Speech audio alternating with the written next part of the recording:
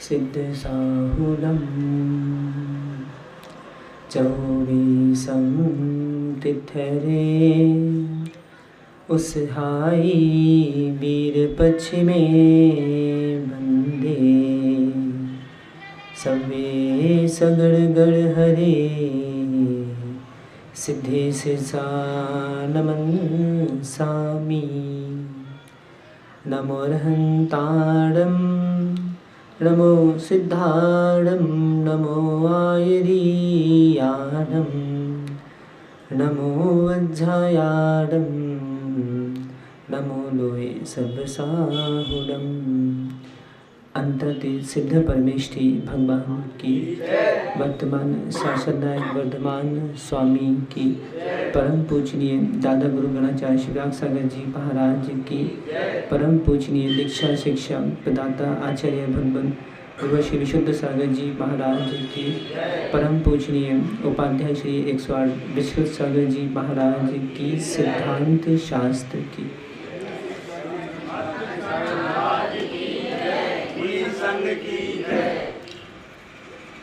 बंधुओं, इस संसार में अनेकानेक जीव जन्म लेते हैं। जन्म लेने के पश्चात अपने अपने कार्य करते हैं और मरण को प्राप्त हो जाते हैं। कहा जाता है जीव मरता नहीं, शरीर मर जाता है। अर्थात शरीर आया, किसी ने इसमें आग लगा दी और ये वापस राख हो गया, जीव को दूसरा शरीर मिल जाता है। ईश्वर भी, वो भी एक जीव है। उस जीव ने भी साधना की और साधना करके वही जीव जो पहले एक मनुष्य था और साधना करके वही आज ईश्वर पर्याय को प्राप्त हो गया। ईश्वर किसी से कहता नहीं है कि पाप करो। ईश्वर किसी से ये नहीं कहता कि पुण्य करो। ईश्वर किसी से ये नहीं कहता कि संतानें उत्पन्न करो। यदि ईश्वर सबसे कहता होता तो ईश्वर के कैसे भक्त हैं अलग अलग कार्य करते दृष्टिगोचर हो रहे हैं। आज अपन देख रहे हैं कोई गाय की पर्याय को प्राप्त हो गया, कोई कुक्कुर बन गया, कोई त्रियंची बन गया। जबकि यदि देखा जाए, यदि हम बात करें कि सभी ईश्वर के अंश हैं, तो एक छोटा सा प्रश्न बनता है कि ऐसा कैसा ईश्वर का अंश कि एक व्यक्ति यदि मरण को प्राप्त हुआ तो सबको एक साथ मर जाना चाहिए, जबकि ऐसा नहीं होता। यदि ईश्वर के अंश भी हैं तो मेरा छोटा सा प्रश्न है कि जितने यहाँ पे वृद्धाश्रम में माता पिता बुजुर्ग रह रहे हैं, इनकी जो संतानें हैं वो किसके अंश हैं, इनके कि ईश्वर के? यदि ईश्वर के अंश हैं तो ये जो वृद्धाश्रम में प्राणी रह रहे हैं ये भी ईश्वर के अंश कहलाए। तो एक ईश्वर दूसरे ईश्वर को दुख कैसे दे सकता है? विचारणीय विषय है। ऐसा भी देखा जाता है कि एक मछली समुद्र में जो है कब छोटी मछली को खा जाए, एक मगरमच्छ कब छोटे छोटे जीवों को खा जाए। तो जब यदि सभी ईश्वर के अंश हैं तो ऐसा कैसे संभव है?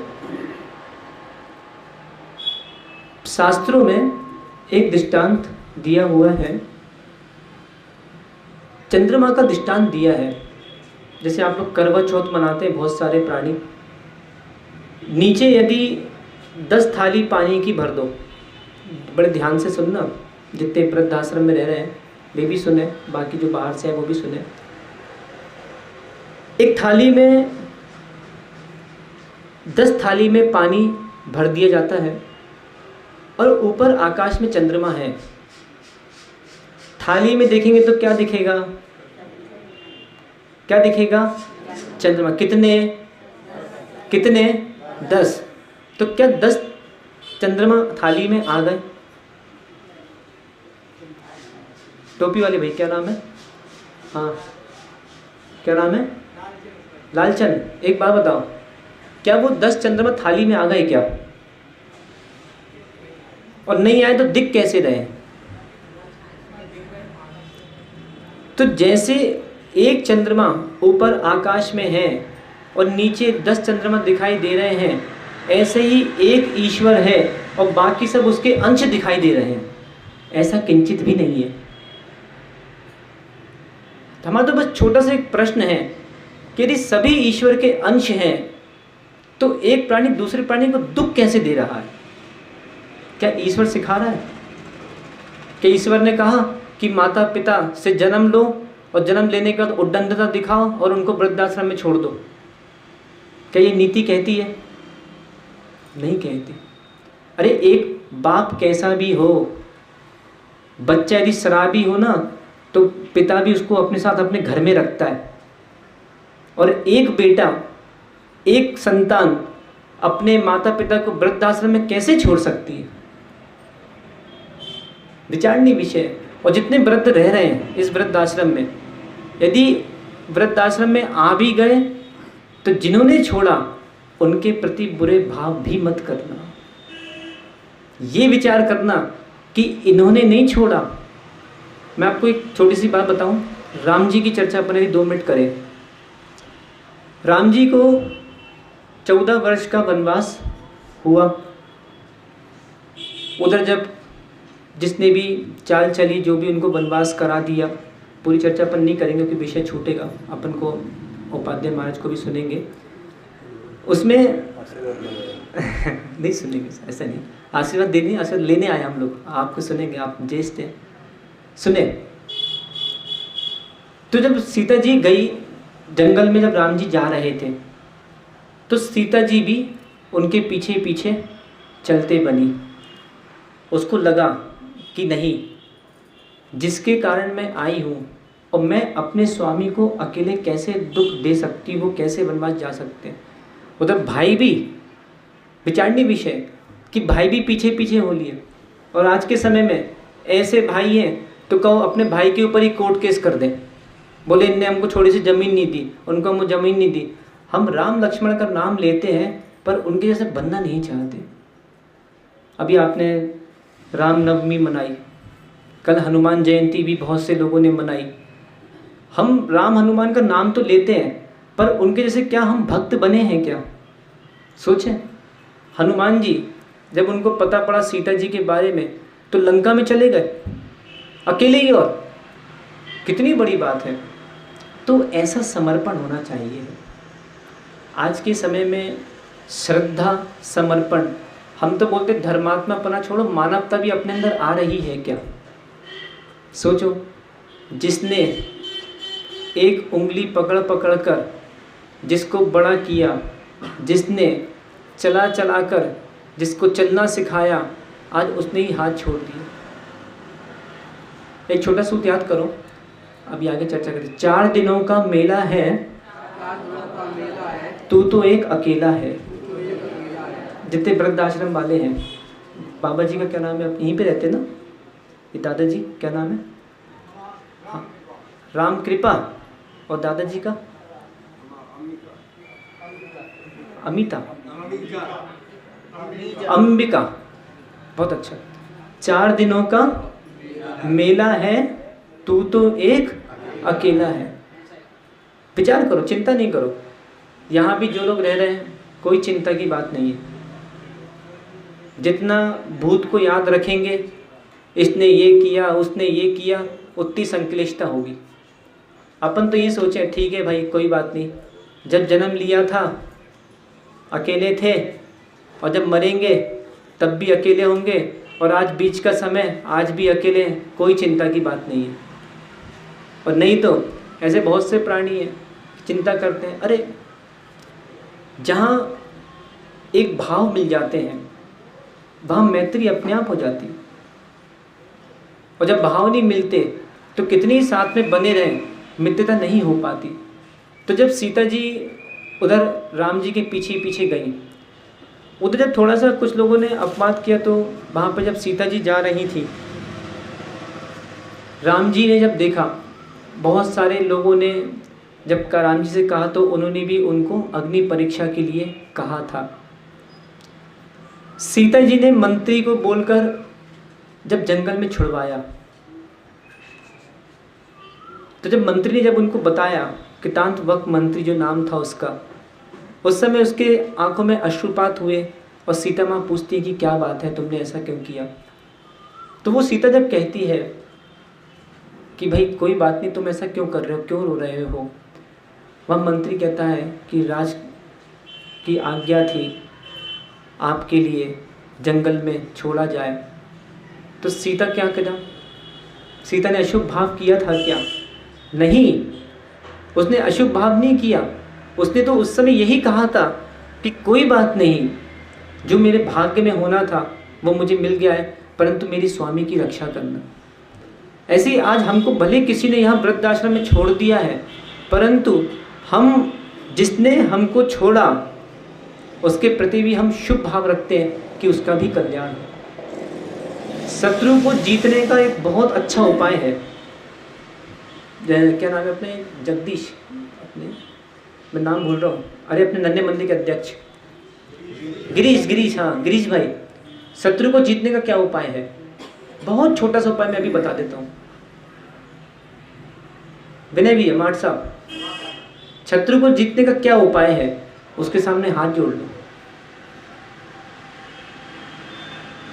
उसको मारोगे, उससे लड़ोगे, उससे भिड़ोगे, कोई सार नहीं है, दो का घात होगा, उन दो को देख के हजारों का घात होगा। आज हम वृद्धाश्रम में रह रहे हैं, उम्र हमारी 50 साल की हो रही है, उम्र हमारी 60 साल की हो रही है, मान कषाएं बढ़ रही है। थोड़ा बहुत खाना नहीं मिला तो कौ लड़ने का भाव हो जाता है, थोड़ा बहुत किसी ने सम्मान नहीं दिया तो कौ लड़ने का भाव आ जाता है। अरे विनय गुण, हम तो बोलते कि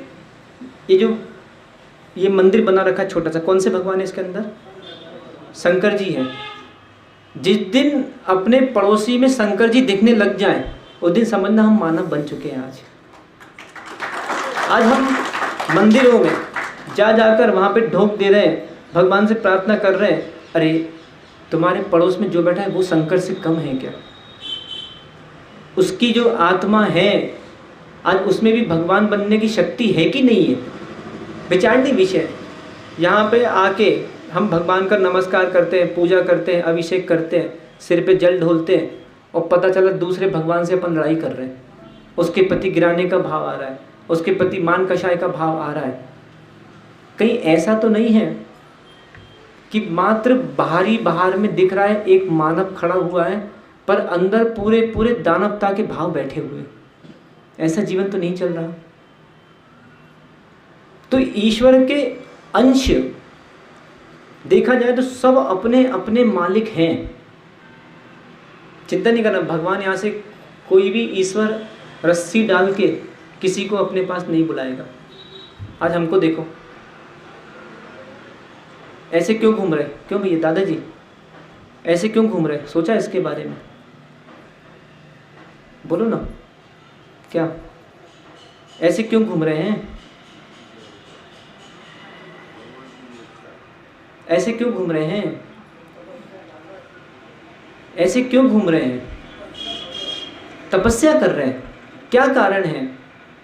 भगवान ने जो कहा है, भगवान ने जो किया है, वैसा जो करेगा वो भगवान बनेगा। सीधे सीधे नियम है। यदि कोई ये प्रतीक्षा करे कि हे भगवान कब आएंगे और हमको उठा के ले जाएंगे, 3 काल में नहीं। आज बड़ा आश्चर्य लगता है कि एक संसारी प्राणी इन बातों पे अपने आप को समझा ही नहीं पा रहा कि मैं स्वयं में भगवान हूँ। प्रकट करने की देरी है। अरे इतने सारे लोग वृद्धाश्रम में रहते हैं, यदि ये चाहें तो एक दूसरे का सहारा बनकर इसी एक कुठरिया को स्वर्ग बना सकते हैं, और ये चाहें तो एक दूसरे के प्रति अशुभ भाव कर कर इस कुठरिया को नरक बना सकते हैं। कितने लोग हैं जो मरेंगे नहीं? कितने लोग मरेंगे नहीं? सबको मरना है, एक एक जीव को यहाँ खत्म होना है। जब मरना ही है तो क्यों ना हम मानव बन के मरे। किसी को गिराने से, किसी को लड़ाने से, किसी के प्रति ईर्ष्या भाव करने से सार क्या है? अरे मानवता कहती है यदि आपको प्यास लगी है पहले अपने पड़ोसी से पूछो, भैया पानी पीना है क्या? मानवता कहती है यदि कोई खाना परोसने आ रहा है, आपको यदि एक रोटी दे रहा है, अपनी आधी रोटी पड़ोसी को दे दो। मानवता कहता है कि अपना सोने के पहले दूसरे की सोने की व्यवस्था बना दो। ये नहीं कि पता चला यहाँ पे एक कूलर है तो कहीं उनने उधर से खींचा, उनने उधर से खींचा तो पता चला कूलर को लेके लड़ाई हो गई। नहीं, अरे लड़ने का काम बच्चों का होता है, गुस्सा करने का काम बच्चों का होता है, माया करने का काम बच्चों का होता है। यदि बड़ा होकर जीव ये सारे काम करने लगे तो हम कहेंगे कि ठीक है, अभी शरीर इसका बड़ा हुआ है पर बुद्धि इसकी बच्चे की ही बुद्धि है।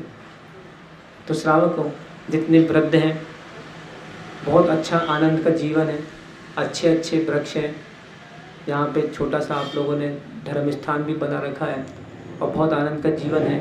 अब यही अपना घर है, यही अपना स्वर्ग है और यही अपना मंदिर है। बस यहीं पे अपना रहकर आराम से जीवन जिए। एक दूसरे का, अपने पड़ोसी में भगवान देखो और जितना हो उतना उपकार की दृष्टि रखते चलो, क्योंकि जीवन बहुत अल्प है। और यदि हम उपकार करते चलेंगे एक दूसरे का तो वास्तव में सच्ची मानवता कहलाएगी। ये मत देखो कि हमारा बेटा नहीं है, हमारी बेटी नहीं है, हमारी बहू नहीं है। अरे पड़ोसी कोई बेटा बहू, पड़ोसी कोई सब मान लो, उसी की सेवा करो, आपस में एक दूसरे की सेवा करो और बहुत आनंद का जीवन जियो।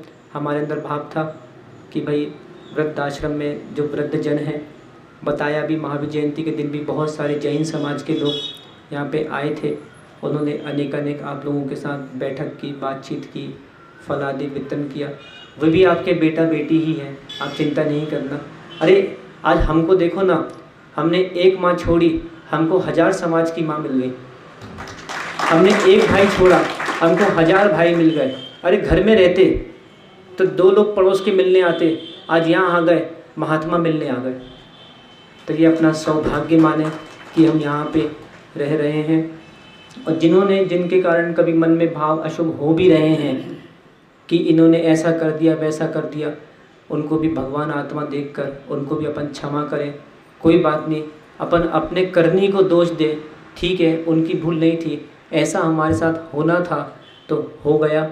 सभी लोग बहुत आनंद से अपना जीवन यहाँ पे जिए और आनंद से जीना, आनंद से मरना, यही भगवान का उपदेश है, यही भगवान ने कहा है।